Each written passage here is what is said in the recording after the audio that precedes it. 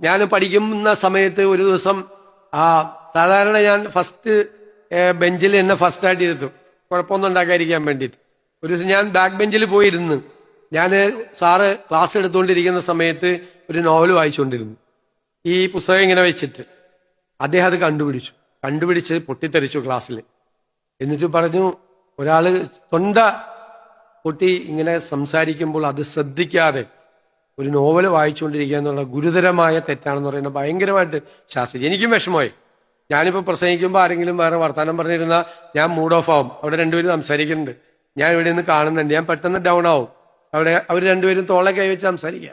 ഇപ്പോ രണ്ടുപേരും നമ്മൾ പറയുന്ന എന്താ അവർ കേൾക്കുന്നില്ല, ശ്രദ്ധിച്ചില്ലേ? അപ്പൊ നമുക്ക് പെട്ടെന്ന് വിഷമവും. 1000 പേര് ഇരിക്കുന്ന സ്ഥലത്താണെങ്കിലും നമ്മൾ പറഞ്ഞത് ശ്രദ്ധിച്ചില്ലെങ്കിൽ നമുക്ക് ഭയങ്കര വിഷമവും.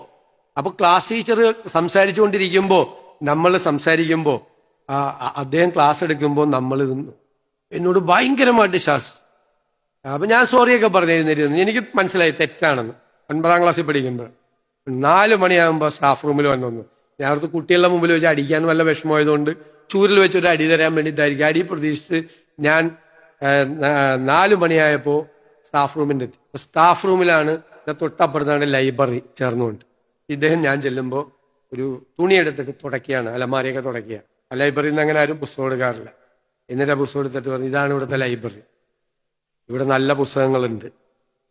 നീ നല്ല പുസ്തകം പുതിയത് മേടിക്കണം എന്ന് പറഞ്ഞു കഴിഞ്ഞാൽ ഞാൻ പുതിയ പുസ്തകം കൂടി മേടിക്കാൻ എനിക്ക് അതിനുള്ള അധികാരമുണ്ട്. ഈ പുസ്തകങ്ങളെല്ലാം എനിക്ക് ഏത് ടൈപ്പ് പുസ്തകമാണ് വായിക്കാൻ ഇഷ്ടം. ഞാൻ അന്തം വിട്ട് അടി കിട്ടാൻ വേണ്ടി പോയതാ. അദ്ദേഹം പറഞ്ഞു, വായിക്കണം, പക്ഷെ ക്ലാസ്സിൽ വായിക്കരുത്. ക്ലാസ് എടുക്കുമ്പോൾ വീട്ടിൽ പോയിട്ട് ഇത് വായിക്കണം.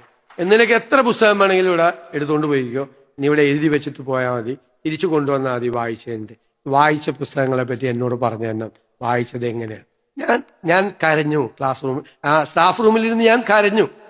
ഞാൻ ഇപ്പോഴും ഓർക്കുകയാണ്, ആ അധ്യാപകൻ എന്നെ എസ് എ കോമ്പറ്റീഷന്, എലക്യൂഷൻ കോമ്പറ്റീഷനൊക്കെ കയ്യിൽ നിന്ന് പോക്കറ്റിൽ നിന്ന് പൈസ എടുത്ത് എന്നെ ബസ്സിൽ കയറ്റി എറണാകുളത്ത് നടക്കുന്ന മത്സരം, ജില്ലാ യുവജനോത്സവം, സംസ്ഥാന യുവജനോത്സവത്തിലൊക്കെ പ്രസംഗ മത്സരത്തിനും ഈ മത്സരത്തിന് എന്നെ കൊണ്ടുപോകായിരുന്നു.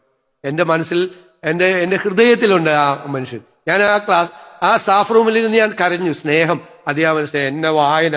പിന്നീട് എപ്പോഴും കാണുമ്പോൾ നിന്നോട് ചോദിക്കും, നീ എത്ര പുസ്തകം വായിച്ചു ഈ മാസം? അത് വായിച്ചോ, ഇത് വായിച്ചോ, ആ നോവൽ വായിച്ചോ, MTയുടെ ഇത് വായിച്ചോ?